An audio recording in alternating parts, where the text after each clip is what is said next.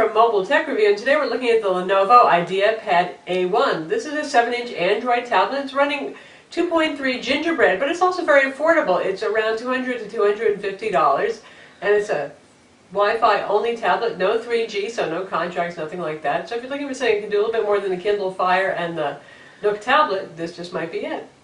This is Lenovo's budget 7-inch Android tablet. Now, so far we've seen more high-ish end tablets like the Samsung Galaxy Tab 7 Plus, which sells for around $399 or so. The HTC Flyer has all but disappeared from the market. That was bargain price before it did disappear, but gone now.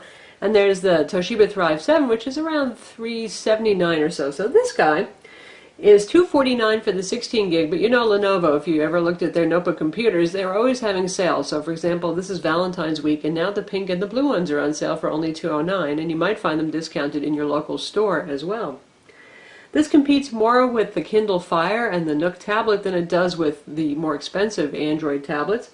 It's a 7-inch display. It's 1024 by 600 pixels, which is now sort of at the lower end of the 7-inch spectrum for resolution. Older 7-inch tablets use that. Some now are actually going up to 1280 by 800, which makes for some serious pixel density.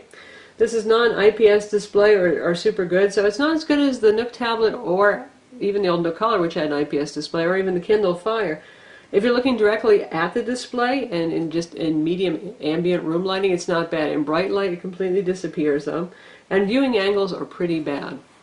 Straight on again, it looks fine. From the sides, forget it, you're not going to see it. It weighs 0.88 pounds, so just under a pound, and it's about a ½ inch thick. This is a brushed aluminum look, says Lenovo. Here's your single mono speaker right here. Here's your micro USB port. That's your micro SD card slot right there. Nothing on this side. Here you have your 3.5mm headphone jack. It's actually a combo mic headphone jack if you want to do some VoIP calling over Skype or something like that. Power buttons right here, and these are your volume controls with a kind of nice sculpted shape to them, as you can see. It has a magnesium alloy inner roll cage like Lenovo notebooks, which is kind of cool. And the back is available in 4 colors. You can see it's super duper high gloss. It's going to get nasty looking pretty quickly, I can tell you. It's available in black, white, pink, or blue currently. Got your 3-megapixel camera on the back. Takes shots, not really very high resolution there. And there's a front video check camera as well. It does have an ambient light sensor. It also has an accelerometer. I would rotate it right now, but this is the home screen, and the home screen does not rotate. Here we have capacitive touch buttons. Now, you'll notice you can barely see these, and this is pretty good lighting right here, so in the dark, just about forget about it. Really annoying. They are backlit. If you touch the screen, touch buttons rather, it'll come on really briefly. See how quick that was? It's going to drive you crazy in a dimly lit location. Even if you memorize kind of which button's on what side, well, the exact location isn't an easy thing. Touch the menu button, you've got search function also built into there, and you can access notifications and all full settings over there. You have your back button, and this is just your home button right here.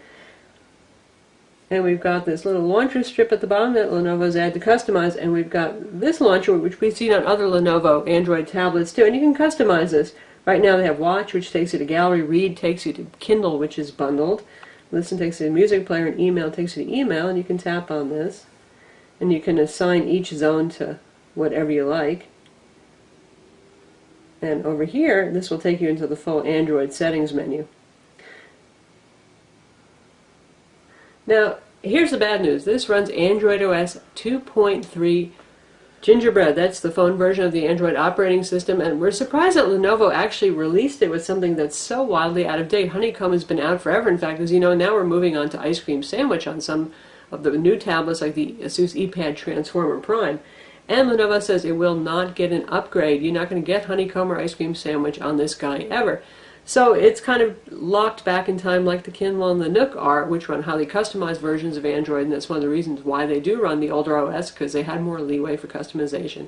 So you have to be happy with that more phone-centric version of the operating system and the phone-optimized apps that this will often get pushed instead of tablet apps. So if we tap the launcher here, you're going to see something that looks just like your Android phone if you have one. That's your standard launcher right here. Screen's reasonably reactive to touch. It has 2 points of capacitive multi-touch. There is no active digitizer here, so there is no active pen. You could use a capacitive pen, not very precise though. And if you hit the home button, you're right back there, and you've got multiple home screens. Lenovo really doesn't go to town with any custom widgets. Pretty much the only thing that you get that's customized is this right here. It runs on a 1 GHz single core TI OMAP CPU with PowerVR graphics acceleration. Yeah, it's a single core. This feels like kind of like 6 months ago again, doesn't it, here with that single core CPU? I mean, granted, it is relatively speaking affordable, but even the Kindle Fire and the Nook tablet have dual core CPUs these days, so what a good part about this guy is it is full Android. You're not locked down to some highly customized firmware where you're worried about rooting if you want to get more out of your tablet, as you would with one of the e-reading LCD-based tablets like the Fire. You'll notice that we didn't see any HDMI port here, so just like the e-reading tablets, there is no HDMI out. The only thing you've got is that micro USB port and the micro SD card slot for expansion, which is nice. There is Wi-Fi 802.11 BGN single band, Bluetooth 2.1 plus EDR, so it's nice to have that Bluetooth. And it has a GPS, and Lenovo is real proud of the fact that this has a GPS that'll even work offline, which means you don't have to have an active internet connection, which is a good thing. This is a Wi-Fi based tablet, so you may not be near a hotspot of any kind when you're trying to navigate around. The drawback is, well, this screen is pretty hard to see outdoors, so if you've got this walking around as a GPS or even in your car, it might be kind of hard to see the screen. They do bundle NavDroid, which is okay navigation solution. You're allowed to download one map of like one state, for example, and it's based on public domain maps. So when you use navigation, the first thing it tells you is this is public domain info, so gee, it may not be right. We're sorry if you get really lost. That said, you can also load third-party applications that support downloadable maps like Copilot or something like that if you want to get preloaded maps. And this is what NavDroid looks like. Again, not super high resolution display and not real fancy maps compared to something like Google Maps with its amazing POI database, but it's a basic solution that does come with it and gets the job done. And again, you get to download one state with this version without paying any money. And you can pinch zoom in and you can actually get some more granular detail, assuming there is some in this part of our fair state. Maybe not. And you can tell it to find your location on the map. Now this map is actually stored locally, so why it's taking a little bit to draw, I don't know. But here we go, a little bit more granular detail.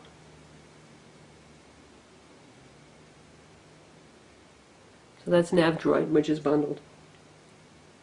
It does also come with Google Maps and Google Navigation, so if you do have wireless internet access for, say, using your phone as a mobile hotspot, or if you have a MiFi or something like that, you can use Google Maps and navigation on this as well. In terms of other bundled software in here, we got Amazon Kindle, we have Google Books, we've got Docs to Go, and this is nice. This is the full version of Documents to Go. That means you can also create Word, Excel, and PowerPoint documents. That's a nice touch for a budget tablet. And you can also access online files like Google Docs files and stuff like that. You can see sometimes I get a little hesitation here. This is not the world's most responsive tablet. Again, it's that single core 1 GHz CPU, and the screen could be a little bit more touch responsive. Other than that, we've got standard stuff again, like Google Search, Google Navigation, we got Gmail, email, the YouTube player. We have Lenovo's own app shop, which we've seen on other Android tablets from Lenovo, and that's just kind of like a vetted version of the existing Android market for the most part. ES File Explorer is preloaded, which is kind of neat. That's a free file explorer, but it's a good one. We've downloaded Adobe Flash. It was not pre-installed. eBuddy is here. They haven't added as much stuff as they have on the previous Android tablets, and that's a good thing, because they kind of used to put like a million card games on there and a bunch of stuff that you maybe didn't need and slows it down. So this is running leaner, cleaner. And of course you have full access to the Android market, and you will see the phone version of the Android market, not the honeycomb version. There you go. In terms of video playback performance, this can handle 720p video up to high-profile MPEG-4 H.264 format. And that's not too bad considering that it's only a 1 GHz single-core CPU. It does not do 1080p video. If you try, in fact, it says, no, I can't do that. So we have some 1080p videos showing here, or loaded here, but if we tap on them, it just says, sorry, no can do, can't play that. We're going to test out our 720p high-profile Serenity trailer.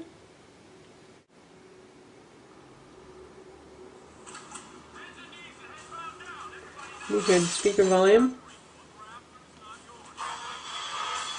Close to maximum now. Not super loud, but usually 7-inch tablets are not super loud.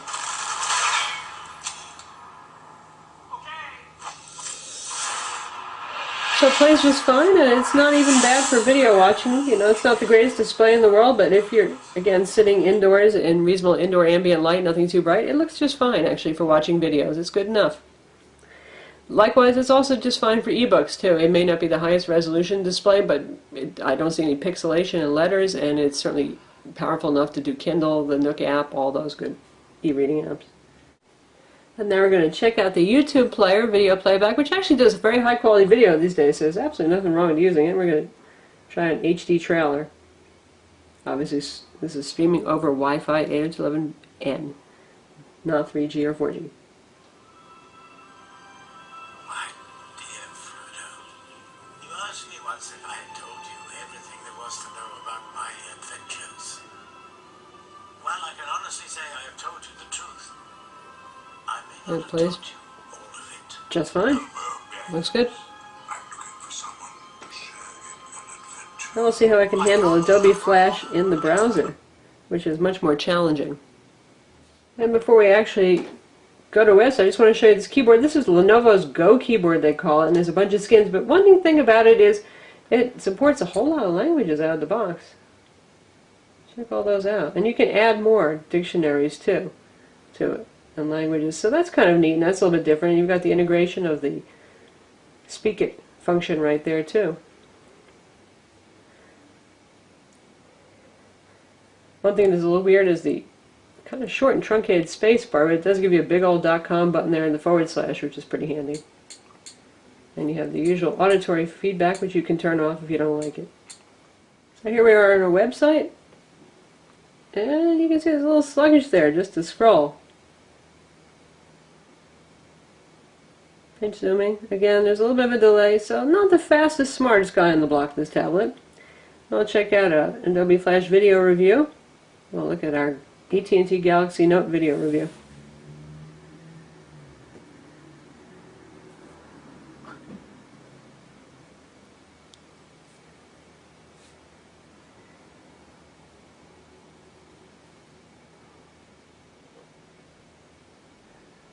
And again, a little slow, the Kindle Fire kind of beats it here.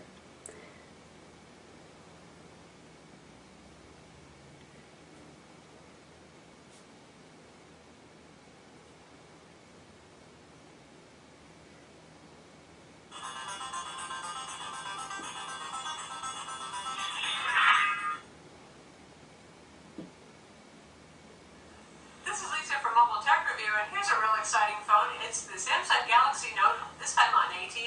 Number import. A little frame drop, just as a little ad at the bottom load, but it's actually doing okay now. Let's see if we can pop it out to full screen. This is the Samsung Galaxy Note for AT&T, and once again we're living large. We reviewed the international versions a couple of months ago, and happily it's mostly unchanged from the video made by Samsung. So it's doing okay, but you can see it is dropping some frames here in full screen 480p mode, and even occasionally in 360 mode, but hey, for the price, at least it can do it. Now we're testing out gaming, and we're going to use Gorilla Bob 3D game.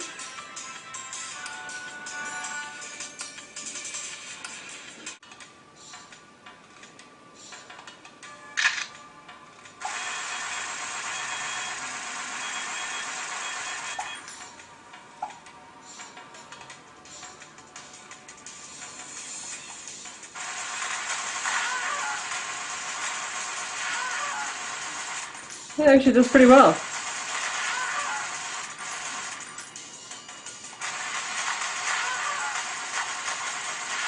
Since a lot of games that were optimized for single-core phones of not too long ago, there's enough that you can choose to play. Even some good 3D games.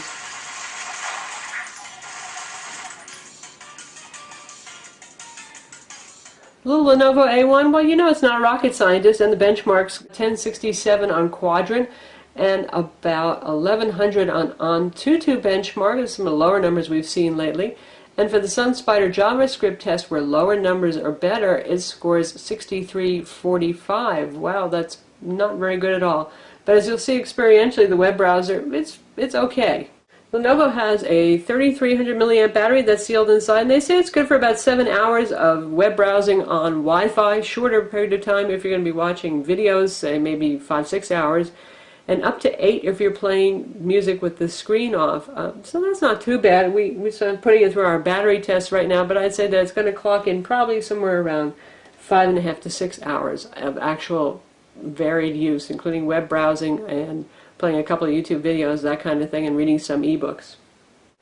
So that's the Lenovo IdeaPad A1 7-inch Android gingerbread tablets, available now. List price is $249 for the 16 gig, but maybe you'll find it cheaper. Like I said, Lenovo is selling for $209 on their website right now. There may be more specials. Its biggest selling point is indeed its price. It's less expensive than pretty much every other 7-inch tablet on the market, except for the Kindle Fire and the Nook tablet, which are billed as e-readers and don't have full access to the Android operating system. This guy is a full Android tablet with direct access to the market. It has a GPS, it has Bluetooth, and it has Wi-Fi, so it's full featured there. You're not going to have to hack it just to try to customize it and put some apps on there that might not be available on the e-reader markets, for example. It has a GPS that works offline. Lenovo thinks that's a great selling point, and it could be too. Of course, with Wi-Fi, you're going to need a hotspot or something like that if you want to use Google Maps, but if you're using something where you can preload maps like the included NavDroid, then you're set. You don't actually need a data connection. The drawbacks are, well, it's obviously not the sharpest knife in the drawer. It's just a single-core 1 gigahertz CPU, but it's capable enough certainly to use for e-reading, YouTube, video playback, and some web browsing, though it's not the fastest web browsing experience. You can even play some games, as you saw. I'm Lisa from Mobile Tech Review. Visit our website for the full review, and don't forget to subscribe to our YouTube channel.